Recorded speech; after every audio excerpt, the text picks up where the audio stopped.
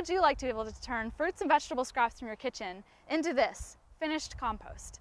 It's really simple to do, and it's done with a process called worm composting or vermicomposting, the process of using worms to do your composting for you.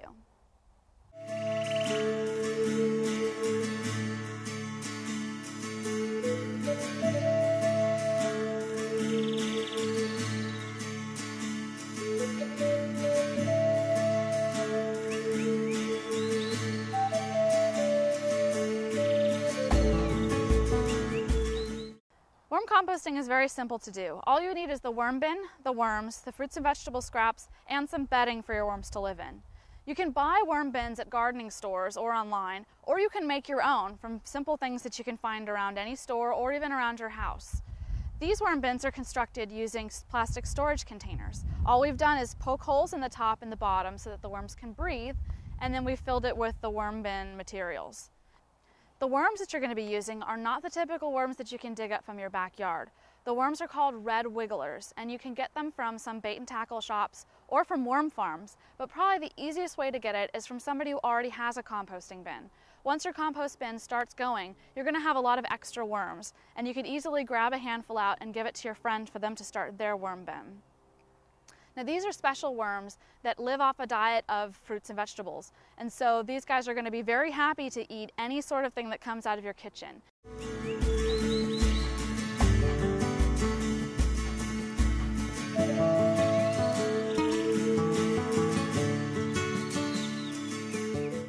When you're prepping your worm bin, make sure that you've drilled a lot of holes in the top and maybe along the top of the sides of the bin so the worms can get plenty of oxygen. Another thing to consider is if you're using a plastic bin such as this, is if you want holes at the bottom of the bin as well. It's up to you, you don't need holes at the bottom, but there's some things to consider.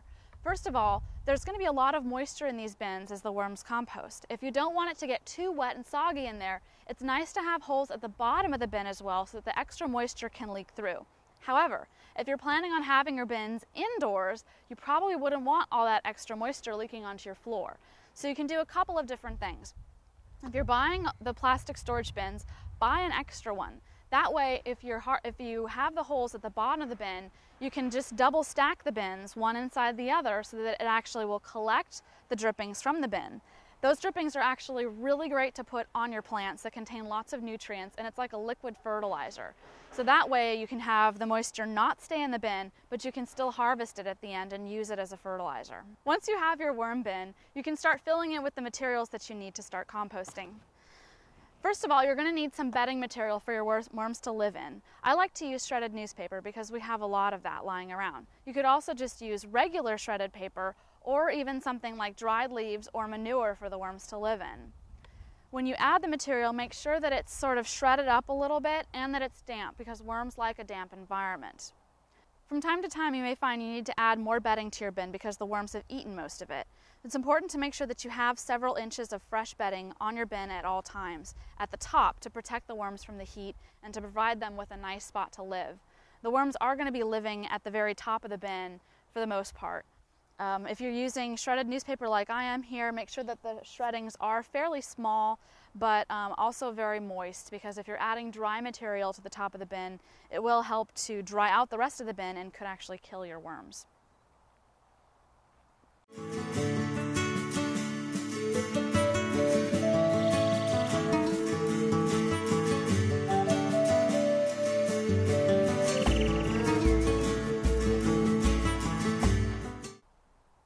Once you've got your bedding in your bin, you can start feeding your worms.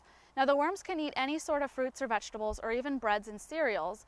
The one thing to make sure that you do not feed them is any meats or dairy. Consider your worms to be vegans. So any leftover salad is fine. You can feed them as long as it doesn't have salad dressing. They don't like oils and fats. If you can chop the stuff up into smaller pieces, that's better. It's easier for a worm to eat a lemon if it's cut into wedges versus trying to get through that thick lemon whole.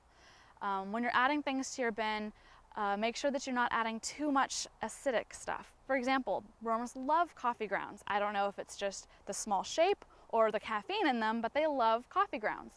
But try not to add too many coffee grounds and too many coffee filters to your worm bin because of the acidity.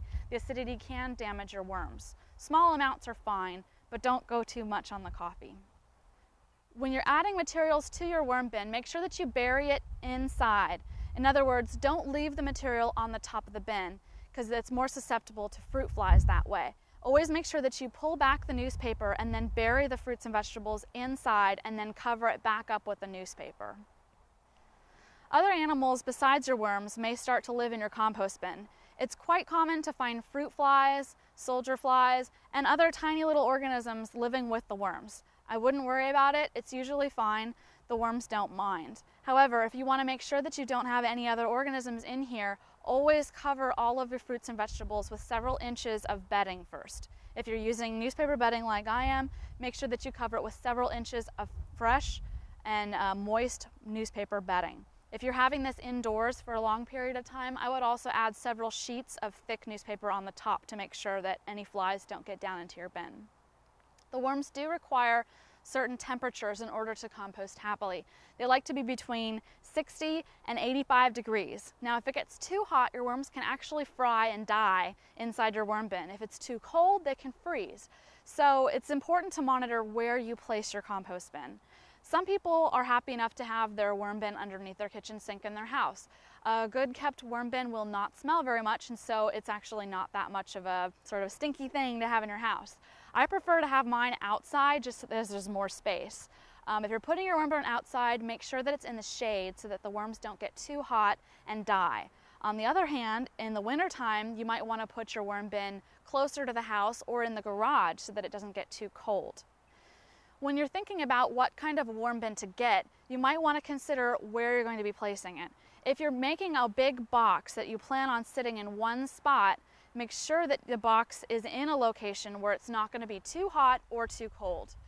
For bins such as these, they're easily portable, so it doesn't really matter where you place the bin because you can always move it to a new location. For example, in the summertime, putting it underneath a tree where it's always shady. In the wintertime, putting it in the garage.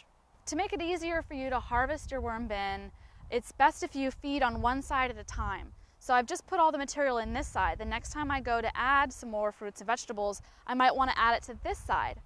That way, when I need to add more material and I go back to this side again, this stuff should be pretty well composted while the worms are over here working on this. That'll make it easier for you to harvest your compost from your bin after you've got enough of it there, because the worms will be more on one side than the other, and one side will have decayed stuff while the other side will have fresh material. So here, under several layers of shredded newspaper, you can see the fruits and vegetables that the worms have started to eat. There's mostly just peels left. So these guys are probably ready to be fed again. They're very selective about what they eat. Potato peels, they'll eat the potato and leave the actual peel themselves. They'll leave seeds usually. You can see some pumpkin seeds in here. But they'll eat the rest of the material. So all the brown stuff that you see is actually the worm compost itself. And even in here, there's some worm eggs. This little one right here. Gosh, where did it go? Here we go. There's a worm egg right there. And out of that, actually it's a cocoon. Hundreds of baby worms will be crawling out eventually. So this is a sign that these worms are very happy because they're reproducing.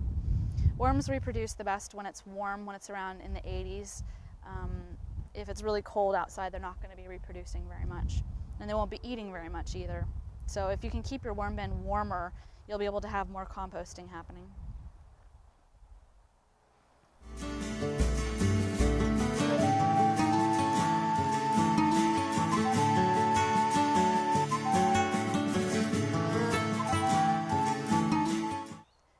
How much material should you be feeding your worms? Well, your worms will pretty much let you know. The easiest way to do it is to keep a bucket underneath your sink where you can throw all of your fruits and vegetable trimmings as you produce them. Maybe once a week or once every 2 weeks, or whenever your bucket is full, you can bring it out to your worm bins to feed them. Now, if you feed your worms like we showed, moving away the newspaper, putting the food in there and covering it up, and then you come back in 2 weeks and all the material is still there, you're probably feeding your worms too much. If you, every time you look and all the material is gone, maybe your worms can be eating a little bit more. Your worms will kind of let you know if they need more food or less food based on whether it's there or not. How many bins do you need for your family? You'll notice that too as you start to feed your worms. If you notice that there's always lots of fresh fruits and vegetables in here and it's not being eaten fast enough, you might need to start another bin. Just get another bin, prep it like we showed with the newspaper and the holes, grab a handful of worms from your old bin and throw it into the new bin, and you can start a whole new bin that way.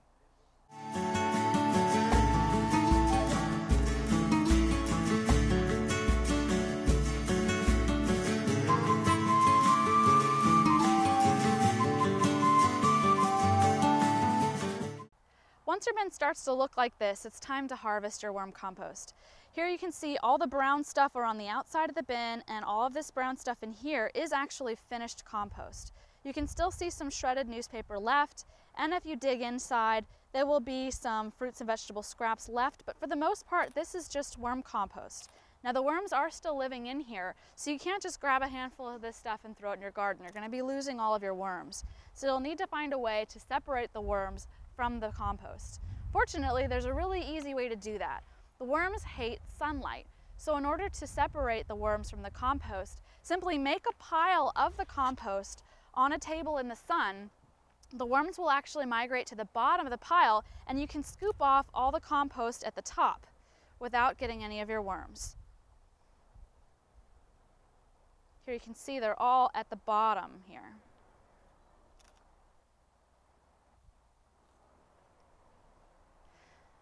So after you've sorted out your worms from your compost, be sure to throw the worms back in the bin so they can continue the composting.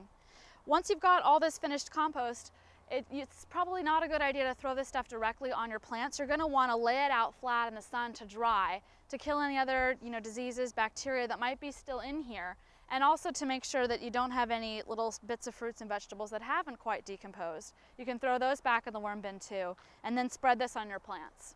And that's it. Worm composting is easy, it's simple, and you can do it just in a regular plastic bin in your garage.